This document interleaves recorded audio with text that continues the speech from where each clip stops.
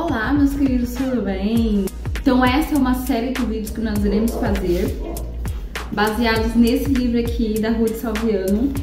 Então já venho falando dele há alguns vídeos atrás aí, sobre esse livro que eu estava lendo. Não será uma resenha, mas será uma série de vídeos baseados nesse aqui, porque esse livro é grosso, porque tem muitas informações e logicamente vocês sabem que eu falo muito e que eu não consigo resumir, não é mesmo? Então são vários personagens aqui, mulheres femininas desenvolvimentos. Aqui nós temos também a conclusão de algumas ideias que eu tenho sobre a Igreja Metodista. Eu posso dizer que já são conclusões, né? Porque eu já tenho alguma ideia aqui, não a Igreja Metodista em si, mas as mulheres que contribuíram para a Igreja Metodista, né? E eu precisava muito da opinião da Ruth para me ajudar a afirmar algumas questões, né? Claro que a opinião, principalmente quando se trata da fé, ela sempre vai mudar um pouco, né? A gente pode mudar de opinião lá na frente, podemos amadurecer algumas coisas, podemos nos arrepender, né? Não somos perfeitos, então já é a segunda vez que eu estou tentando gravar esse vídeo, porque eu gravei semana passada. Era pra mim ter gravado, era pra mim ter postado pra vocês semana passada, mas eu gravei, falei e não saiu áudio. Mas o tema desse vídeo vai ser diferente do vídeo que eu gravei semana passada, então quem sabe é Deus, né, mudando os rumos aqui. Se você não conhece, meu nome é Andressa e eu trago aqui pra gente o papel, a função das mulheres na igreja, já que a igreja, a palavra de Deus, não permite que mulher exerça autoridade de homem, como 1 Timóteo 2,12 nos mostra. Essa é a base, é o texto base para o meu canal aqui no YouTube, para os meus vídeos aqui para vocês. Então, eu estou sempre em busca de qual então seria a função de nós mulheres na igreja. E à medida que eu vou descobrindo, eu vou compartilhando com vocês. Então, se vocês gostarem, já se viram outros vídeos aí, gostaram, não deixe de curtir, isso ajuda a divulgar os vídeos e tudo mais. Então, nessa série de vídeos que nós iremos fazer baseados nesse livro aqui de Ruth Salviano, inclusive eu já falei pra vocês que a dona Ruth me chamou pessoalmente, ela virou minha amiga de WhatsApp, e algumas das conclusões que eu tive até mesmo sobre Susan Wesley foi ela mesma que me esclareceu, né? Ela me deu uma aula em alguns minutos de WhatsApp, onde eu pude ter as minhas dúvidas esclarecidas, e eu acredito que isso é providência divina. Então isso também motiva eu continuar gravando aqui, falando pra vocês as coisas que eu venho aprendendo em relação à palavra de Deus sobre a nossa função na igreja. Bom, então o tema desse vídeo é completamente diferente do vídeo que eu tinha gravado antes pra vocês, cujo áudio não saiu. Então eu ia começar a falar sobre Fanny Crosby, né? A compositora, né, de hinos de Deli Moody, que compôs aquele hino famoso que a gente conhece, que é Que Segurança Sou Jesus. Eu ia começar falando sobre ela, mas gostaria de começar já falando sobre as mulheres da igreja metodista. Então eu tive que ler um pouquinho aqui para relembrar, né, um pouco da história e já consegui tirar algumas conclusões sobre esse fato, né? Como surgiu a igreja metodista, as mulheres do metodismo. Então, se você está começando a ver a minha opinião sobre as mulheres do metodismo nesse vídeo, eu sugiro também que você veja a minha resenha da bibliografia de Susan Wesley. Eu vou pegar aqui pra vocês. Então, gente, ó, esse livro aqui, eu já fiz uma resenha sobre ele, tá? Então, a igreja metodista foi a igreja que mais deu oportunidade para as mulheres em relação à pregação. Então, eu descobri, a partir desse livro aqui, que Susan Wesley teve uma grande relevância no Ministério da Pregação Feminina, já que ela tinha uma boa oratória. Mas não foi só ela que contribuiu para isso, não. Então aqui, Vozes Femininas dos Avivamentos, a gente tem a história de Susan Wesley e outras pregadoras do movimento metodista, né? Eu já ia falar movimento feminista porque faz sentido também, mas enfim. Então já fiz um vídeo, vou deixar aí pra vocês, vou deixar o link aqui na descrição, fazendo a bibliografia desse livro da Susan Wesley. E também falei como começou o movimento feminista em 1848 numa igreja metodista wesleyana nos Estados Unidos. Então tem vídeo também já falando sobre o movimento feminista e falando como começou, né? Convenção de Seneca Falls. Então quando você ouvir alguém dizer que o movimento feminista começou bom porque começou com pautas cristãs, porque começou na igreja com mulheres cristãs, de fato a história nos mostra isso, tá? Mas teve uma série de fatores que contribuiu para que isso acontecesse, como também hereges como os Quakers, né, que se infiltraram ali na igreja na época, né, da Convenção de Seneca Falls, que foi quem apoiou essa liderança feminina que culminou no movimento feminista nos Estados Unidos, né? Então, as minhas opiniões sobre o movimento metodista, né? O avivamento metodista wesleyano em relação às mulheres é uma opinião não muito boa. Eu não tive umas conclusões muito boas lendo a bibliografia de Susan Wesley. Mas aqui no livro da Ruth, a gente já tem uma conclusão muito legal sobre o porquê que Susan Wesley tinha alguns pontos da teologia dela que, na minha opinião, era um pouco frágil, né? Mas antes de eu falar sobre Susan Wesley, eu vou fazer um vídeo especificamente só falando sobre Susan Wesley, minha conclusão sobre ela a partir desse livro aqui da Ruth. Mas antes de eu falar sobre ela, eu gostaria de falar sobre outras pregadoras. Então pode ser que esse vídeo aqui não seja suficiente para mim falar de tudo que eu quero falar. Então talvez eu faça aí mais 3 vídeos falando sobre as mulheres que contribuíram para o ministério de pregação, especificamente na igreja metodista wesleyana. Eu gostaria de deixar isso bem claro, porque também tivemos os metodistas calvinistas, que migraram, né, por um molde teológico diferente dos wesleyanos, que eram meio arminianos, enfim, não era exatamente arminiano, mas enfim, não chegava a ser um calvinista. Inclusive, em algum momento da sua vida, John Wesley debatia e confrontava, né, a doutrina calvinista, que foi abraçado pelo seu amigo Whitefield, né? Então, quando a igreja metodista se divide, ela se divide tendo os líderes John Wesley e Charles Wesley como os wesleyanos. Embora o próprio Charles Wesley concordasse muito mais com Whitefield do que com John Wesley, ele ainda ficou responsável pela igreja wesleyana, até pelo sobrenome, né? A gente já imagina. E tivemos no outro lado, uma outra linha dos metodistas, que eram os calvinistas com George Whitefield. Depois eu gostaria de falar só sobre os metodistas calvinistas, porque nós temos também uma mulher que influenciou e muito no movimento metodista calvinista, porém de uma forma diferente, porque, né, a gente já vê que a forma de como você entende a doutrina, a teologia, ela vai definir a forma com que você pratica a sua fé. Então toda a doutrina, toda a teologia que a gente aprende tem termos práticos para aquilo, né? Então não existe uma fé morta. Se você crer em algo, você vai viver de acordo com aquilo que você crê. Então, se os metodistas se divergem, né, entre wesleyanos e calvinistas, obviamente a prática dessas divergências, elas vão ficar evidentes, né? Então vamos lá, começando a falar sobre as mulheres pregadoras do metodismo wesleyano, tá? E aí eu vou lançar para vocês e vocês analisem junto comigo se faz sentido as minhas conclusões. Eu não tenho ainda conclusões muito firmes a partir do que eu li aqui, porque aqui ainda são poucas informações, né? Eu gostaria de saber mais sobre, por exemplo, a conversão dessas mulheres, né? O testemunho de conversão, porque eu sei que uma pessoa é crente em Cristo Jesus por causa que ela se arrependeu e creu em Jesus Cristo. Esse é o ponto básico pra gente saber que uma pessoa é convertida, né? Então,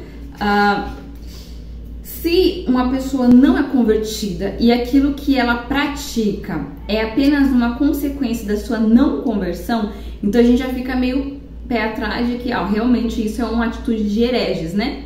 Mas se a pessoa se converteu e mesmo ela se convertendo, ela ainda vai ter alguns pontos divergentes, né?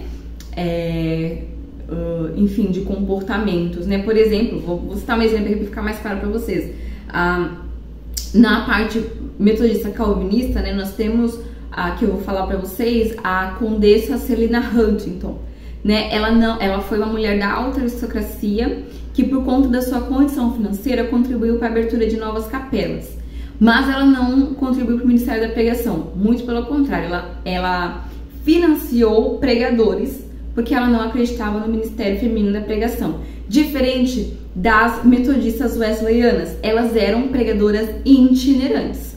E teve também alguns escândalos envolvendo isso, porque algumas pessoas testificavam que elas abandonavam suas casas, abandonavam seus filhos. Teve alguns casos até mesmo de divórcio, porque os homens, os maridos, né, não concordavam com o fato de sua esposa abandonar o cuidado da sua casa para sair pregando de cidade em cidade. E então até mesmo temos aqui mulheres pregadoras que foram divorciadas, né, que se divorciaram porque os maridos não aceitavam essa condição, a prática delas, né? Então, se elas não são convertidas, né, eu vou ficar de exemplo aí, se o que elas fazem é baseado numa não conversão, então a gente pode considerar que a prática que elas fizeram é errada, né? A gente sabe que somos pecadores, não vamos ser perfeitos, mas a gente vai buscar ser o mais fiel à Bíblia possível, né? Então, é nisso que eu quero dizer. Então, pra mim tirar uma conclusão 100% de que o que elas fizeram aqui é errado, eu precisaria ter um testemunho maior sobre a história de conversão delas, né? Mas mesmo assim, mesmo tendo poucas informações, o pouco que a gente tem aqui já me faz questionar algumas coisas, até mesmo a conversão delas, tá? Então, eu vou lançar aí pra vocês, né, o que eu li aqui, o que eu achei, e pensem junto comigo, analisem junto comigo, porque alguns pontos aqui eu confesso que eu achei muito estranho. Então, como eu já falei muito aqui, então aqui a gente vai falar de uma personagem só. Vamos deixar as próximas, tem mais 2 personagens pra falar aqui, então vamos deixar as próximas para os próximos vídeos, tá? Então, uma personagem, né, que eu gostaria de trazer aqui, já que eu já falei bastante, deixa eu abrir aqui, gente, pra lembrar o nome dela. Eu sei que é Sara, mas tem 2 Saras, então eu vou ver aqui o sobrenome pra gente conseguir diferenciar direitinho. Qual é a minha questão com Sara? Vamos ler aqui, gente. Uma coisa que a gente tem que lembrar é que quando começou o movimento metodista, o avivamento metodista, né, eu gostaria de me deixar bem claro que eu acredito muito na conversão de John Wesley, Charles Wesley, George Whitefield. Eles dão testemunho de que eles são crentes, né? Mas, como a Bíblia fala, né, que Deus criou a mulher para ser auxiliadora idônea, né, dos homens. Então, se esses homens estão acompanhados de mulheres não convertidas, né, eles não são mulheres, eles não têm um coração de uma mulher, então eles não podem definir exatamente o que é uma mulher convertida ou não, né? Então, para isso, eles teriam de estar acompanhados de uma mulher crente que pudesse dizer, ó, isso é comportamento de mulher, isso não. Então, como John Wesley estavam acompanhados de mulheres que eu duvido serem convertidas, e aí talvez você fale, Andressa, que prepotência, quem é você para analisar o coração de alguém? Gente, a conversão, ela é baseada em arrependimento e fé em Jesus Cristo. Então, quando você não tem esse testemunho, você tem pessoas religiosas que fazem boas obras, que dão comida pro pobre, que ajuda a viúva, mas não tem o testemunho de Cristo. Então, como você vai deduzir que essa pessoa se converteu? Como você vai saber se essa pessoa não é apenas uma pessoa religiosa, né? Que tá tentando ali comprar a sua salvação? Enfim, então eu acredito muito na conversão de John Wesley, mas eu não sei se ele teve a sorte de estar acompanhado de mulheres sábias, não sei. Vou ler aqui pra vocês e vocês analisem comigo, tá? Então, quando começou o movimento metodista wesleyano, John Wesley fez uma carta para afirmar a doutrina, a fé, né, que ele tinha, e para comprovar de que o movimento metodista não era uma heresia, e sim realmente de fato um avivamento, né? Então aqui tem um trecho de uma carta que ele escreveu em 10 de fevereiro de 1748, e ele fala sobre a pregação feminina. Por que ele faz essa carta? Porque existia uma heresia, a gente vai falar mais pra frente sobre, uma heresia chamada as heresias dos Quakers, né? Os Quakers eram os líderes religiosos considerados hereges, que foram repudiados pelos puritanos e por muitos cristãos, porque uma das características dos Quakers era a ordenação feminina. Então era a ordenação de mulheres pastoras, né? Então ali no século XVIII a gente já tinha as primeiras pastoras, porém que eram ordenadas por hereges como os Quakers. Então John Wesley faz essa carta justamente para dizer que ele não concordava com os Quakers que ele, juntamente com os puritanos, considerava os quakers hereges. E aí ele coloca uma coisa interessante aqui, que era a principal diferença dos metodistas wesleyanos para os quakers. E aí ele fala assim, John Wesley fala assim: você me pergunta, existe alguma diferença entre quakrismo e cristianismo? Acho que existe. Qual a diferença? Com esta luz de Deus no coração, todo ministro verdadeiro é ordenado, preparado e equipado na obra e no ministério. Quanto à parte dessa proposição, não há diferença entre quakerismo e cristianismo. Sem dúvida, todo verdadeiro ministro é pela luz de Deus preparado e equipado na obra do ministério. Pode ser lícito para tais receber o que pode ser necessário para eles, para alimento e vestuário. Nisso não há diferença entre quakerismo. Então, aqui ele está falando a diferença é que não há. Até aí eles são iguais, né? De acordo com John Wesley. Aí, qual que era a diferença para John Wesley? Então, essa era a única diferença, pelo menos nessa carta aqui, né? A única diferença entre metodistas wesleyanos e os quakers, né? Aqui ele fala: julgamos que de maneira alguma é ilegal que uma mulher pregue nas assembleias do povo de Deus. Nisto há uma diferença manifesta, pois o apóstolo Paulo expressou expressamente que as vossas mulheres se calem nas igrejas, porque não lhes é permitido falar. 1 Timóteo 2,12, que eu sempre falo aqui para vocês. E se aprenderem alguma coisa, perguntem a seus maridos em casa, pois é vergonhoso para as mulheres falarem na igreja. E aqui é 1 Coríntios 14, versos 34 e 35. Robert Beckley de fato diz: Paulo aqui só repreende as mulheres desconsideradas e falentes, mas o texto não diz tal coisa. Evidentemente, fala de mulheres em geral. Novamente, o apóstolo Paulo disse a Timóteo: aprenda a mulher em silêncio com toda a sujeição. Não permite que mulheres exerçam autoridade de homem, mas estejam em silêncio na igreja. Tá.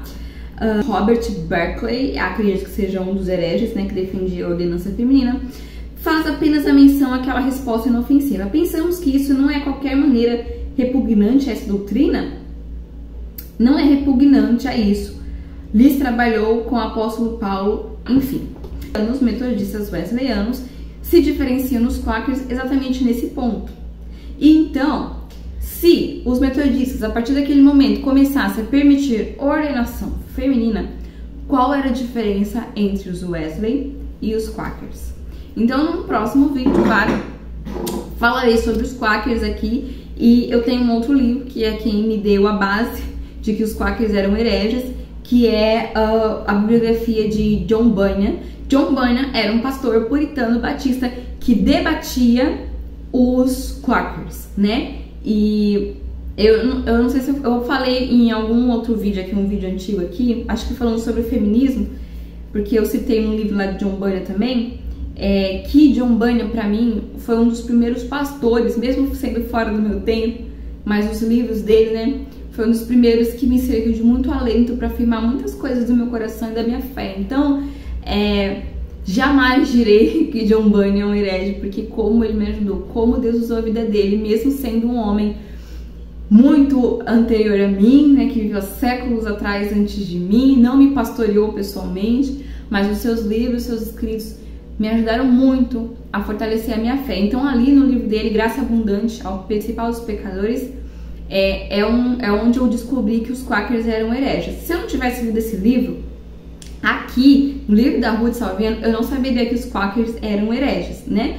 Porque aqui a Ruth não coloca os quakers como hereges, né? Ela coloca eles apenas como um dos vários movimentos que aconteceu ali no século 18 e 19, né? Junto com as revoluções, Revolução Francesa, Americana, enfim.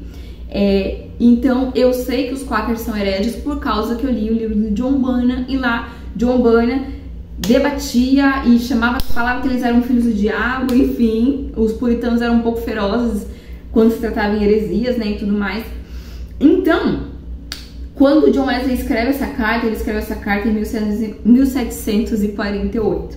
A partir de 1771, quando Mary Bosanquet, que foi uma das pregadoras, né, faz uma carta a John Wesley explicando o motivo pelo qual ela acredita que as mulheres poderiam pregar ela usa aquele texto de profecia, né, que as mulheres podem profetizar, então por isso elas podem falar, enfim.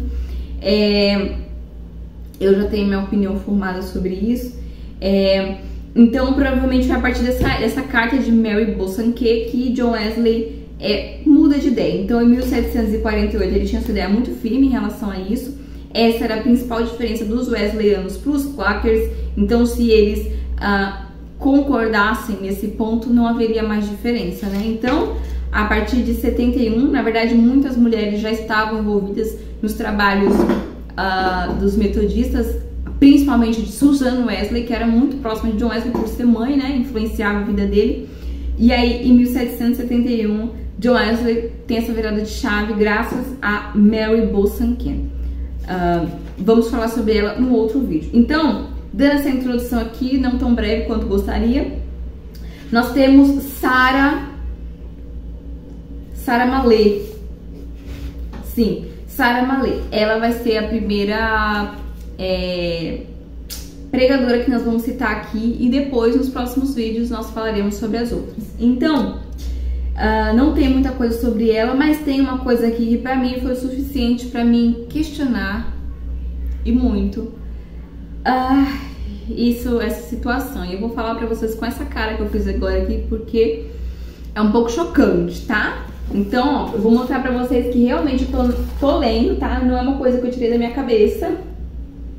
Se vocês têm dúvida, comprem o livro da Ruth Salviano, leiam em casa e tirem a conclusão de vocês. Então, Sarah Mallet foi uma dessas pregadoras que contribuiu para a pregação das mulheres metodistas na igreja wesleyana.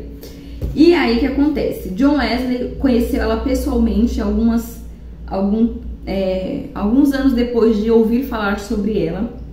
E aí eu vou ler para vocês. Eu poderia falar aqui para vocês o que aconteceu, mas eu vou ler para que vocês tirem a sua conclusão junto comigo, porque é um pouco chocante, tá? Então vamos ler aqui no diário de John Wesley. Nós temos o testemunho sobre Sarah Mallet. Diz assim: John Wesley falou, eu fui fortemente importunado por nossos amigos em Longstreet, acho que assim que fala, para pregar lá. Já tinha ouvido falar de uma jovem mulher que tinha ataques incomuns, gravem bem isso aí, de uma que ultimamente tinha pregado. Não sabia se eram a mesma pessoa. Encontrei-a na casa em que estava e conversei bastante com ela. Fui surpreendido, pois Sarah Mallet, com 20 ou 23 anos de idade, acredito, tão cheia de devoção quanto Jane Cooper. Jane Cooper também era uma pregadora. E era possuidora de um forte discernimento.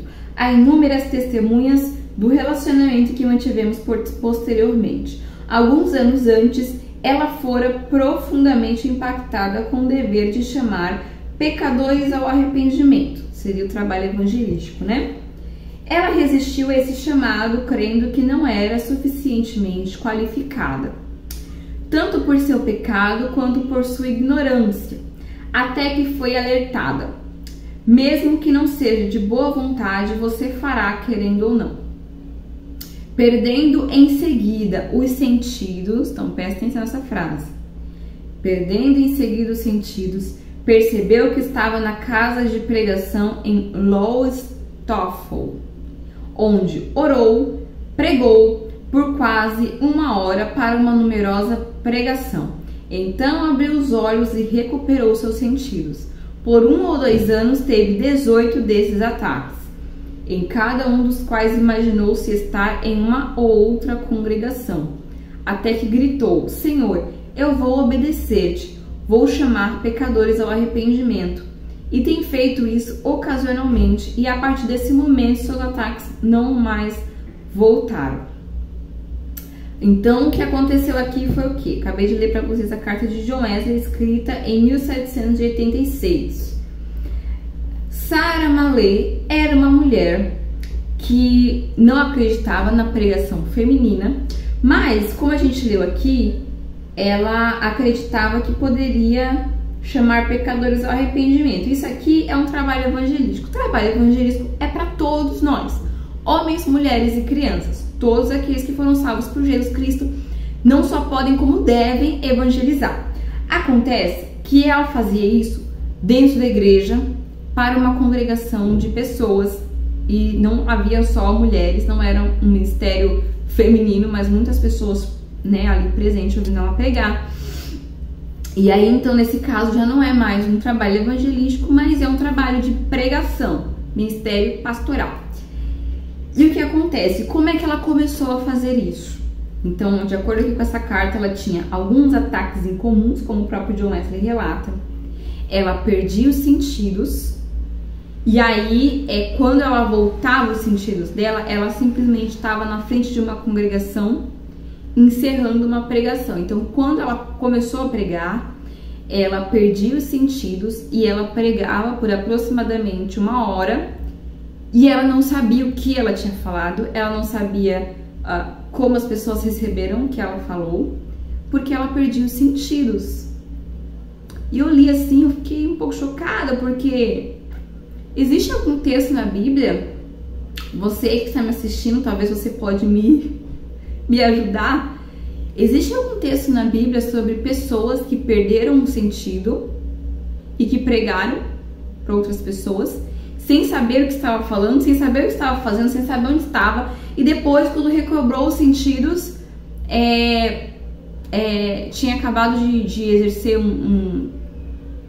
sei lá, uma pregação ou qualquer trabalho evangelístico que seja? Não lembro de existir alguma coisa assim na Bíblia. Eu sei que na palavra de Deus fala que o nosso culto a Deus deve ser racional, ou seja, completamente com entendimento, com a mente. A gente precisa entender o que a gente está fazendo, até porque a nossa conversão ela é baseada em convicção de pecados. Antes de nós nos arrependermos e crermos em Jesus Cristo para salvação, nós precisamos ter convicção, nós precisamos entender que nós somos pecadores, quais são os pecados que nós cometemos, para que então nós possamos nos arrepender e crer em Jesus Cristo de forma totalmente consciente.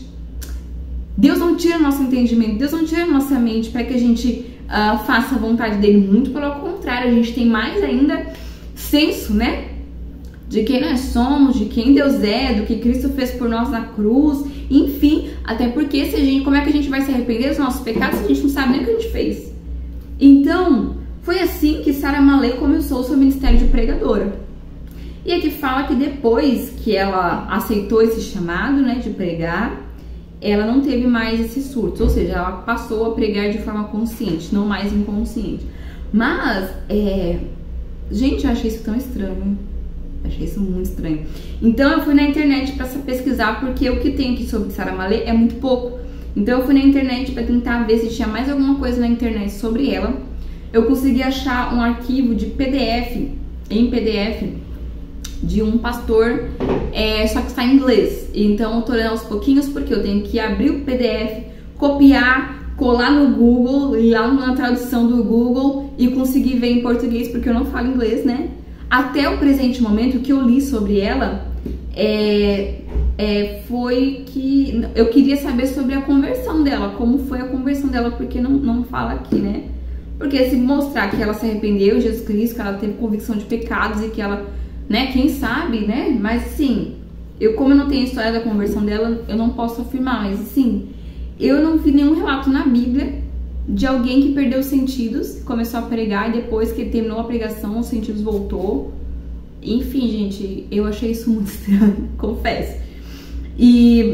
Enfim, e aí o que eu achei na internet, né, que foi até esse artigo que está em inglês, foi que depois que John Wesley morreu em 1803, os pastores da igreja metodista, né, se reuniram em concílio e fez uma carta.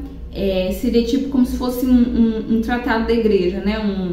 Tipo uma confissão de fé da igreja metodista, né? Wesleyana. E aonde eles proibiam as mulheres de pregar e de exercer ministério pastoral, porque era o que estava acontecendo antes, quando John Wesley era vivo, né? Então, depois que John Wesley morre, os pastores se reúnem e falam: não, a partir de agora só pode pregar quem for um pastor, homem, ordenado por Deus, né, que tenha bom testemunho e tudo mais. Porque a questão não é que é o homem que pode, só o homem pode pregar, porque Se ele não for um homem convertido, não pode pregar, né? Tem que ser um homem chamado por Deus, crente em Jesus Cristo e tudo mais. Mas, o que nós sabemos, né, o que eu li nesse artigo que tá no Google, se você sabe ler inglês, inclusive, você pode baixar, é gratuito, tá? Foi que depois desse assinado, ela não se submeteu, ela continuou pregando, ela foi completamente insubmissa, que é uma coisa que a Bíblia, né, nos proíbe, né? A Bíblia fala que a gente tem que ir com toda a submissão, né? Enfim. Então ela continuou pregando, ela foi contra essa confissão, né, de fé da igreja metodista aí, dessa época, né? E ela continuou pregando até o fim da sua vida. E como uma pregadora itinerante, né? Viajando e palestrando, enfim. Então, essa foi a primeira mulher que a gente tem, que eu gostaria de compartilhar com vocês. Me diga aí o que vocês acham sobre isso. Não gostaria de falar mais nada sobre, porque eu não tenho mais informações sobre Sarah Mallet, embora eu tenha achado muito estranho essa questão. Mas essa foi a primeira mulher que nós temos aí, pregadoras da igreja wesleyana, aí nos tempos de John Wesley. E nos próximos vídeos a gente fala então sobre outras pregadoras e vamos tirar conclusões se há coisas boas pra se tirar aí, tá, gente? Então, um beijo pra vocês, me digam aí o que vocês acham e já fica a dica de leitura pra vocês.